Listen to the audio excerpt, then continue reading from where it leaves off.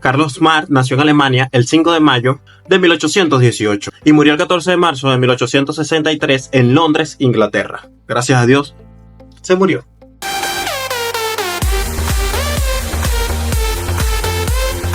Hay gente que dice que no debemos de alegrarnos de la muerte de nadie, pero en sí, desde un punto de vista, la muerte tiene su lado positivo.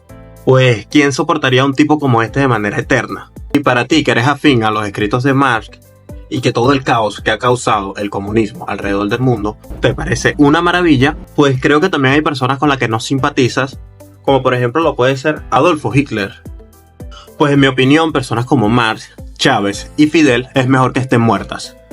Ahora, volviendo al tema de Carlos Marx, fue un filósofo, economista, sociólogo, historiador, periodista, intelectual y político comunista alemán de origen judío. Dato curioso es que con un currículo tan amplio, el tipo nunca haya trabajado.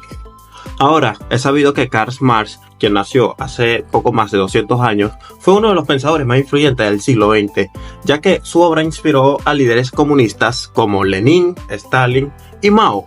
O sea, pura joya. Y ni hablar de Chávez y Fidel. Pero lo que es menos conocido es que quizás nada de eso hubiera ocurrido si Marx no hubiese conocido a Johanna Bertha Juliette von Westphalen. O Westphalen. Su esposa, con quien vivió durante 38 años. Esta mujer, la esposa de Marx, Jenny, como la llamaban todos, podía hacer algo que nadie más podía: entender la letra de su marido. Y es que la caligrafía de Marx era famosamente mala. Bueno, yo no puedo hablar mucho, pero en el caso de él, era tanto así que resultaba indescifrable para muchos editores.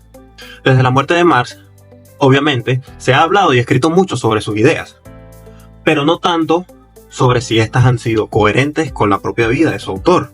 Resulta chocante pensar que el hombre que se alzó contra los obreros esclavizados e introdujo conceptos como la lucha de clases, la dictadura del proletariado y la importancia del trabajo, llevara una vida de burgués y fuera durante su juventud un estudiante aficionado de los burdeles, las borracheras y los suspensos.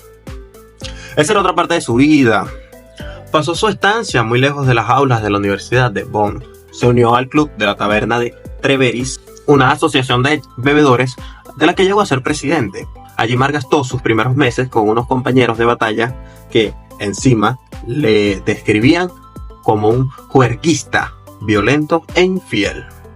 Y a su vez muy poco preocupado por su formación. La situación tocó fondo cuando en el primer semestre de 1836 las autoridades universitarias lo expulsaron por desorden nocturno en la vía pública y embriaguez. La solución de sus padres, una familia de clase media acomodada, fue matricularle en Derecho por la Universidad Humboldt de Berlín y tampoco le fue muy bien. Sus estudios en leyes no le interesaron mucho o nada, pero ya al menos comenzó a desarrollar su herencia hacia las ideas filosóficas de los jóvenes hegelianos.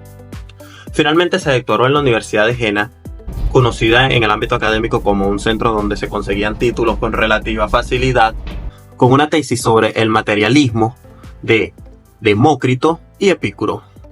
Otro dato curioso es que a pesar de las penurias económicas que arrastró el autor del Manifiesto Comunista, tuvo una criada trabajando en su casa durante toda su vida. Su nombre era Helen de Muth, una jovencita que servía a las familias ricas desde los 10 años. No sé qué tiene eso de coherente con la lucha del proletariado, pero se parece mucho a los que apoyan a la izquierda desde la comodidad de su casa con sus dispositivos móviles de última generación. No saben nada. Volviendo a esta jovencita que por su trabajo no le pagaba ni un solo céntimo, a pesar de que se encargaba de las tareas domésticas, de cuidar a los 7 hijos y de administrar los pocos recursos de la familia. Y por si no fuera poco, el filósofo mantuvo con ella una relación extramatrimonial. En 1850 dejó embarazada a su mujer y, aprovechando un viaje de esta a Holanda para conseguir fondos para la causa marxista, también a su criada. Él no lo reconoció. Le dijo a su esposa que el padre era su amigo Engels, su mejor amigo. Este tipo es demasiado bueno. Aquello se convirtió en un problema familiar. La mujer de Marx no podía ver a Engels. Marx mantuvo la mentira durante un tiempo, pidiéndole a su esposa que no le recomendara nada a su amigo, que no solo le regaló un piso, sino que asumió una paternidad que no le correspondía. Aquello se convirtió en una herida familiar silenciada para los restos, no se hablaba del asunto, en parte porque el hecho les parecía escandaloso a la luz de la moral burguesa imperante en la época. Y en parte porque no se ajustaba a los rasgos heroicos e idílicos propios de un ídolo de las masas. Se borraron pues todas las huellas de ese hijo y solo la casualidad preservó la destrucción de una carta que aclaraba el asunto. Como que si fuera poco, el show del hijo, que era de él, pero hizo que su amigo le reconociera, el tipo tenía una afición por los prostíbulos londinenses. Se sabe que mientras su mujer estaba convaleciente con varicela, intentó abusar de su sobrina. Todo esto mientras su familia sufría un revés tras otro.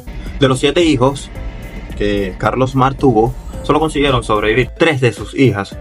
Y de estas, una murió de cáncer a los 38 años y las otras 2 se suicidaron. Ahora, con tanto testimonio de la vida de este tipo, yo creo que deberían en las escuelas enseñarnos la historia de las cosas que hizo este señor. Es decir, con esta inmoral y disparatada vida, ha sido el ejemplo a seguir de generaciones y de muchas naciones. O sea, cuando estudiamos el perfil de Carlos Marr, nos damos cuenta de que ni Hitler ha causado tanta hambre, persecución, muerte y estragos en la humanidad como lo ha hecho el comunismo en los últimos 200 años, del cual su principal precursor fue nada más y nada menos que Carlos Marx. Pues no me creen, vean a Venezuela, vean a Cuba, estudian a la China de Mao Zedong, la caída de la Unión Soviética, Berlín del Este, la Camboya de Pol Pot, un tipo que por llevar las ideas del comunismo a fondo en este país llegó a asesinar a 1/3 de la población simplemente por pensar diferente. Hitler indudablemente no fue un hombre bueno, pero esto se lo enseñan en las universidades. Pero nadie le dice que el principal precursor del comunismo, es decir, Carlos Marx, era un vividor, un alcohólico, preñó a las sirvientas y 2 de sus hijas se suicidaron. Así que por favor, señores de izquierda, seamos francos. Y por cierto, amigo cristiano, socialista, comunista, antiimperialista, este señor era ateo.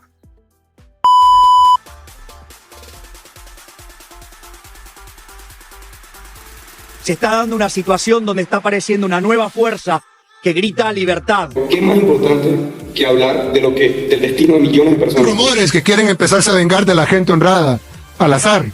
Hagan eso y no va a haber un tiempo de comida en las cárceles. And we will make America great again. Thank you, Ohio. Thank you. Thank you very much.